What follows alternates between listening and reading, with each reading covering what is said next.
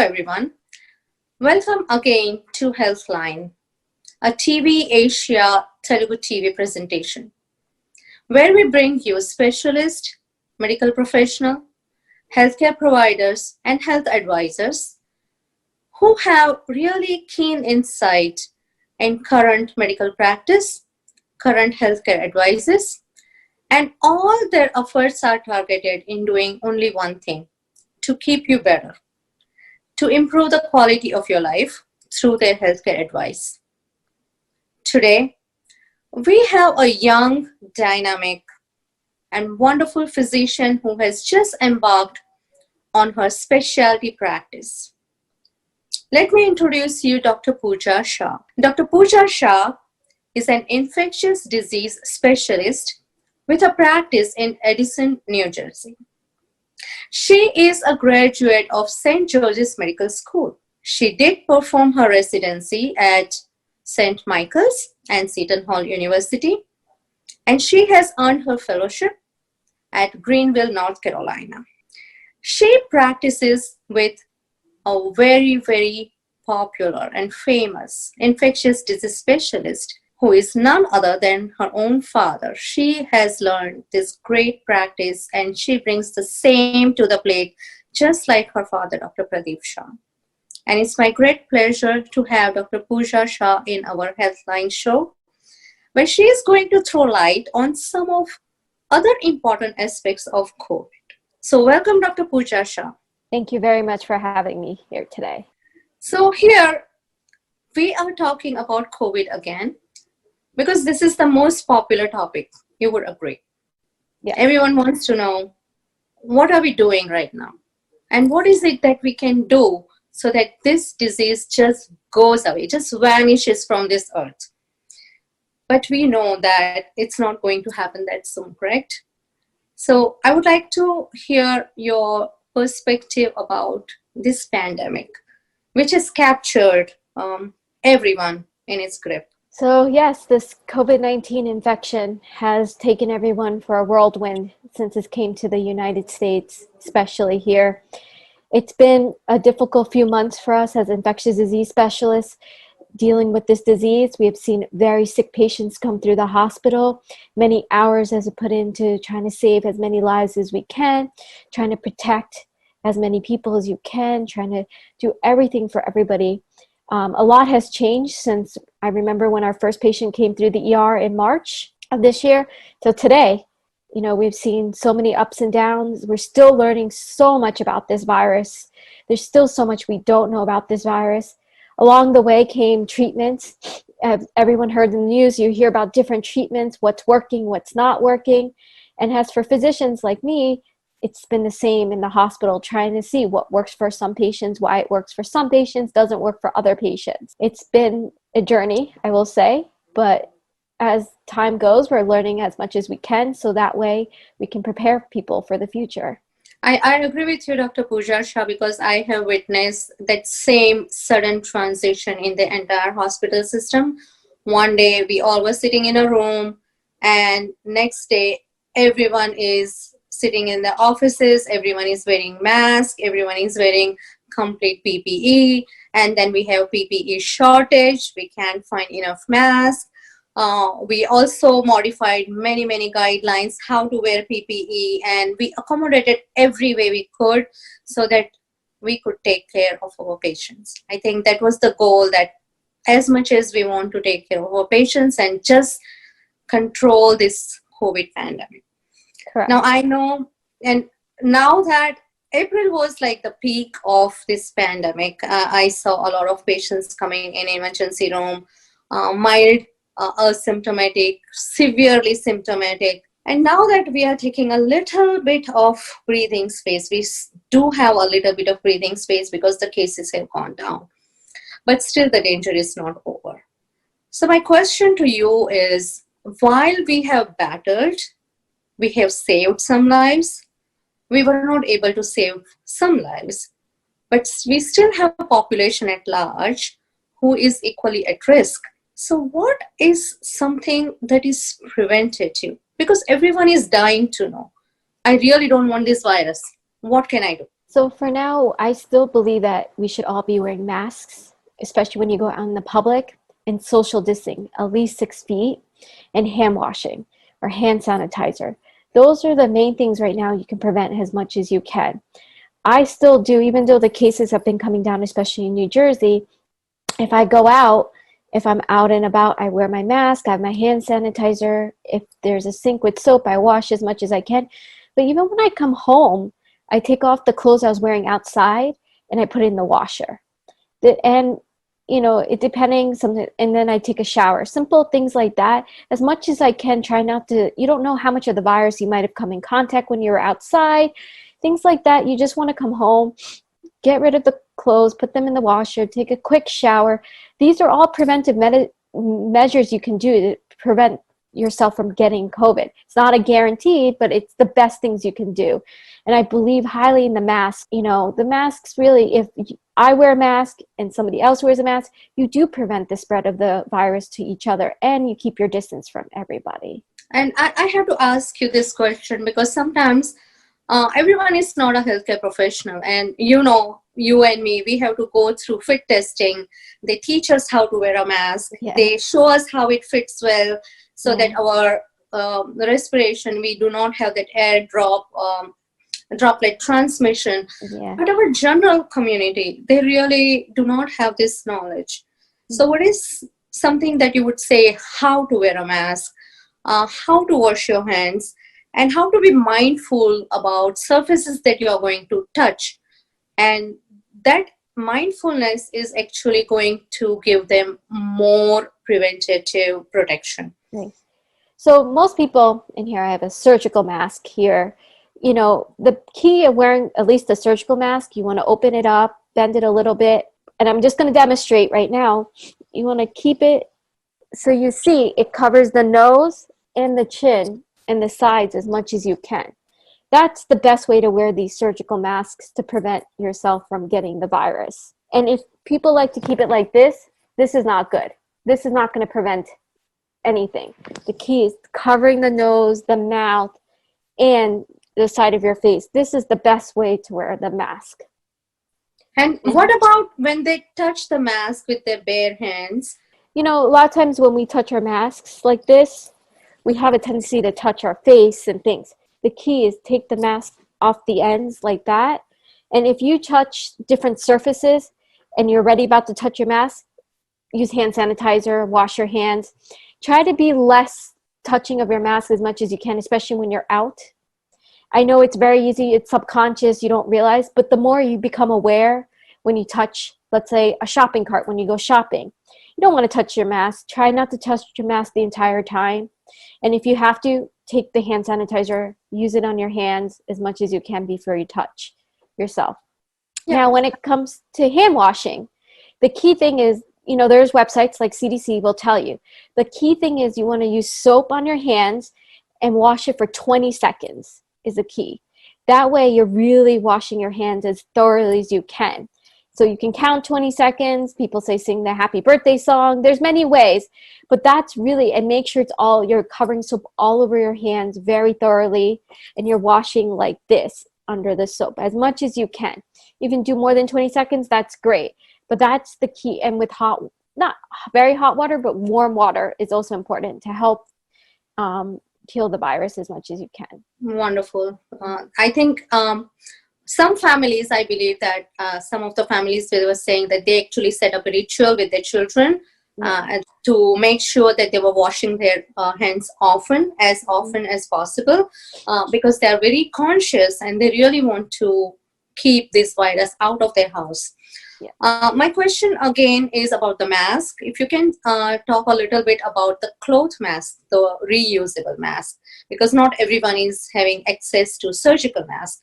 If you remember, they said leave the PPE for the healthcare providers. Yeah. So they came up with another option of reusable cloth mask. So what would you say about that? So the cloth masks are helpful when you're out and about, but the key thing is you need to wash them every time you come home.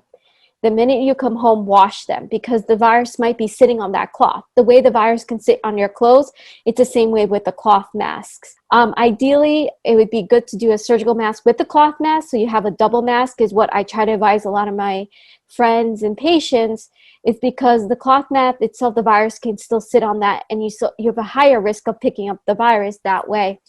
But let's say you can get a surgical mask, that's fine, use the cloth mask, but the minute you come home, put it in the washer. Try not to touch anything. Don't put it on surfaces in your house. Like when you take it off, your tendency to put it down, don't. Just put it right into your washer and try to wash them as much as you can. So here I'm thinking, the way I'm listening to you, it seems like soap and water are our best friends. Yes, it is.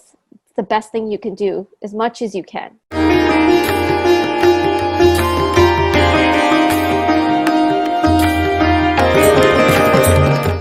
And sometimes I also, when I was talking to my own nurses in the hospital, I would say, don't just wash your hands, wash your face as well, right?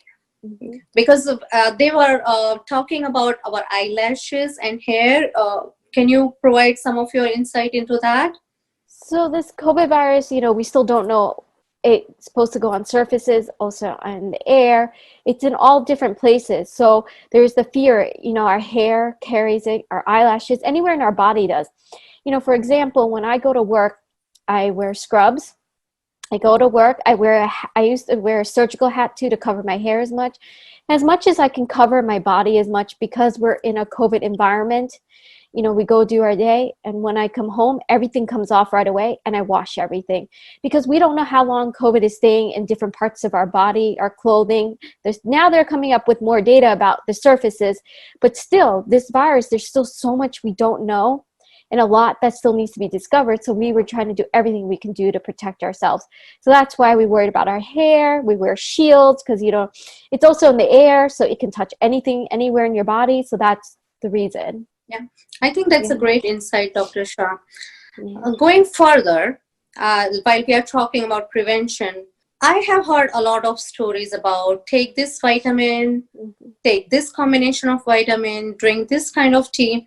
And there are many, many claims. As a specialist and infectious disease practitioner, please provide us some insight into what is exactly something that people can use if they are looking into preventative. And I also heard about vitamin D, so if you can talk about that. Yeah. So a lot of these vitamins and herbal teas, and we hear about turmeric, ginger teas, the main thing about all these things is to help build your immunity. See, of any viral infection, especially COVID or bacterial, our immunity in our body becomes weak. So you want to find things to help build your immunity to fight off this virus. So that's why they say vitamin C, vitamin D, a lot of the herbal teas, the turmeric, ginger teas, all these things have antioxidant properties. What does that mean? When you take it, it helps build your immunity to make you stronger. So that's why in the news they were saying all these different vitamins are helping. We read things in the everywhere around through all our social media outlets. The thing is, it's really just to help build your immunity. Anything to bring your immune system is key. You have to remember, COVID makes your immune system very weak. And when you're weak, your immune system, you cannot fight off the virus. So we try to help build that immunity. So this way, when you get any disease in general, you can fight off the immunity. So, for example, people get common cold. If you have a strong immunity system, you have the cold for 2 days and then you get better. It's the same with, that's why they're saying with COVID, try to build a healthy immune system, because when you get this virus, it will knock you out, make you very fatigued. So you need some part of your body to fight off what you can fight off on your own. Thank you, Dr. Shah. And going a little bit further, it's just that having a strong immunity is going to really help people to reduce the risk of catching the virus. Correct. And if they are in any doubt, the first person to contact is their primary provider. And that's the bottom line, rather than seeking out information from social media or internet. Because here it's the question of their health, right? Yes, correct. So let me ask you this question, which is probably a lot of viewers, they might be going through right now, and they might be looking for the answers. How can a family member care for someone who is physically and mentally challenged and has COVID, who are positive of COVID, and particularly when they are at home, their symptoms are not really that severe. That they are being hospitalized. Probably emergency room send them home and said they have very mild symptoms. Care for them at home, and there are challenges associated with that. Yeah, the best thing to do is set up in the home a room where you can place the family member in the room, because they should be kind of isolated from the rest of the household, and try to designate one person to be taking care of this the family member that's sick with COVID. The key thing is to wear a mask. If you have trouble getting masks, ask around, try to see if anybody can offer you, because you're going to be taking care of this person. So you want to protect yourself personally. Then also wear, if you can find a shield or a sunglass, like some glass to cover your eyes is the main thing. And try to wear clothes that, once you leave the room, you can wash as much as you can. It's a very challenging, I know it's not easy, but when you're trying to take care of this person, you have to protect yourself first too. And that way you can help take care of this person. So the main thing is taking care of precautions for yourself. Keeping hand sanitizers readily. I know it's not easy to get some of these supplies, but as much as you can, I'm pretty sure somebody will be out there to help. And any questions or doubt, you can talk to your primary care. I'm pretty sure primary care doctors can assist you too in setting things up, especially if let's say you went to the ER, you could always ask the ER, before discharge, if they can assist you as well of what supplies you need, a detail of how to take care of the family member at home. And this is even any family members that come home with COVID. They should be isolated as first. If you have to come in contact, wear the mask, wear a shield, wear clothes that once you leave the room, you can wash. And then that way you try to stop the spread of the virus within the house as well. I think these are really great tips. And I also have heard that wiping the surfaces with the disinfectants, yes, that helps as well. Yes. Thank you, Dr. Shah. So coming to now a very popular question, which our viewers would want to know. So we are reopening, right? Yes. As a human being, we all are social animals. We rarely stay alone and we always want to go out. And I know New Jersey, they don't sleep. They are always partying on weekends. And this community members, they think that now the cases are less and things are reopening. What are some things that we really need to remember while we are reopening? Yeah, I know everybody's excited to go out, has restrictions that have been lifted in our state, but you still have to remember, even though our cases are down, we're still at risk of getting new cases. We still have new cases still occurring. So the disease is still here in our state. It hasn't completely been gone. So still have to practice your social distancing, wear a mask, hand washing, especially when you go out. I know at the restaurants, take extra caution. Try to limit your groups. Don't go in big groups if you can. I know everyone's excited to see everybody, but you really have to think with caution. Safety, think about your risks. Like if I'm going to go out, how many people are going to be there? Is it safe to go there? I know the restaurants are doing their precautionary, but double check the websites, check with the restaurant what precautionaries they're doing as well. Because at the end of the day, it's still your safety. The virus is still here. The virus hasn't left. And so you have to think about your risk. Is it worth? Remember, this virus, initially when it came, we all thought it was only affecting the elderly, people with comorbidities like diabetes, high blood pressure, chronic COPD. But now we're seeing young, healthy people getting this disease and they're not surviving. So this disease is going to attack everybody. It doesn't matter what your age is or not. So especially if you're going out partying, take the risks, remember the risks involved. Try to take precaution for yourself. Practice, again, wearing the masks, keeping your distance, and hand washing is the main thing. And be smart. Try to be out in the open public, especially like if you're in a park, that's fine because you can social distance and you're open in the air. But think about all these things when you're about to go out to have fun with your friends or family, and always think that in the mind, back of the mind. So Dr. Shah, what I'm hearing from you is that we all have a social responsibility. I'm kind of relating it with a friend doesn't let a drunk person drive, so take the car keys away. And similarly, if you really care about your family, your friends, celebrations will happen, eventually.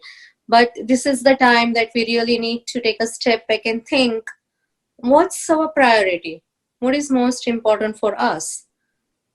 So I think that's the message I'm getting from what you are saying to everyone who might be thinking that, oh, it cannot happen to me, and they might be in a rude shock. Yeah. Right? Yeah. So finally, I usually ask all our specialists who appear on this show, what is one message that you want to give to our community members, our viewers? Main thing is to be safe, be smart. Just realize the virus is still here. I know we want to all go back to our lives, what it was before COVID-19 even came to our state. But, we have to realize in the last few months of what we went through, be smart about things, be cautious. If something doesn't feel right, don't do it. Even, your friends might say, come over, but if you don't feel comfortable, remember your health is number one. Your health is going to be, person A and B can be both healthy, but A can get the disease and be very sick, while B might be asymptomatic. This virus, we don't know why it affects certain people over other people. We're not aware. This is also what we're trying to learn. So remember, we're all at risk. And so you want to watch yourself, be safe, and also for others, like, advise your friends, we need to practice social distancing, wear masks, hand washing, everything. All those things are very important during this time, even though our numbers are less. I know everyone's excited, but that doesn't mean we're out of the window. We can still get an uprise. We've been seeing around the country, other states they're starting to have increase in their cases. So we're still at high risk for that to happen to us here. So we need to all take our part and be cautious, and that will make a difference. I think that's a great point that you shared with all of us. And finally, when we are tackling this pandemic, this COVID, all healthcare providers, they really want to see everyone healthy, not having this disease, stay safe, stay well. And when the time will come that everyone will be taking a deep breath and say, finally, we are out of it. Yeah. So thank you for your insight, sharing your expertise with us and with viewers. I want to thank you for your time and coming on as a guest on Healthline. So after this presentation, we will have some live callers who will have some questions for you. So we will invite you live, and as the questions come, we will request you if you could answer some of them. Okay. Thank you. Thank you, Dr. Shah. Thank you from the Healthline team.